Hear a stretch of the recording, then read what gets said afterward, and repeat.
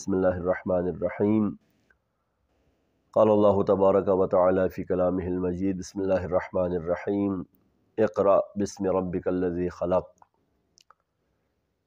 مکتب تشیع سے وابستہ علماء، فقہاء، محدثین اور بہترین قلم کاروں کی بہترین کتابی کاوشوں کے تعارف کے ایک سلسلے کو لے کر آپ کی خدمت میں حاضر ہے۔ اس وقت میرے پیش نظر رہبر معظم انقلاب اسلامی حضرت آیت اللہ العظماء سید علی خامنئی کی ایک شاندار کتاب جو آپ کی تقاریر سے ماخوذ ہے، اور اس کتاب نے اپنی شہرت کے بہت سارے مراحل طے کیے۔ 250 سالہ انسان اس کتاب کا نام ہے۔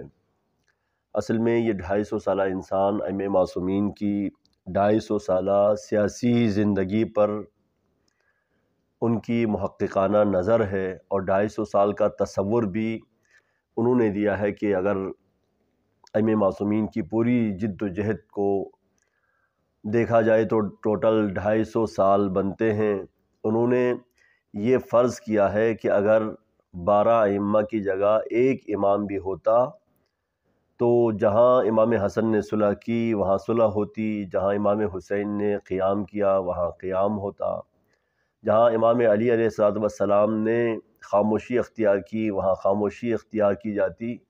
یعنی ائمہ کے تعداد کے اضافے سے ان کی عملی سیرت میں کوئی تبدیلی واقع نہیں ہوئی ہے۔ اسی لیے ان سب کو ملا کے ایک انسان بھی اگر فرض کر لیا جائے تب بھی ان کی سیرت میں کوئی تبدیلی واقع نہیں ہو سکتی تھی۔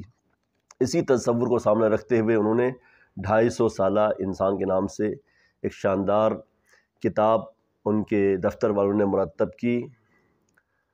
رہبر معظم کے تقاریر سے ماخوذ یہ کتاب ہے، اور بہت ہی شاندار، بہت ہی جاندار۔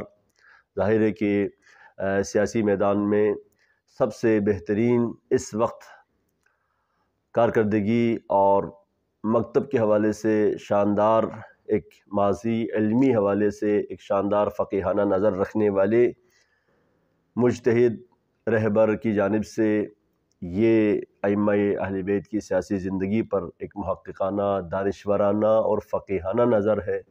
ان سے زیادہ کون ائمہ اہل بیت کی سیرت اور خصوصاً ان کی سیاسی زندگی پر محققانہ نظر دوڑا سکتا ہے۔ ایک شاندار کتاب، اور اس کا ترجمہ اردو 250 سالہ انسان کے نام سے جناب سید کوثر عباس موسوی صاحب نے کیا ہے۔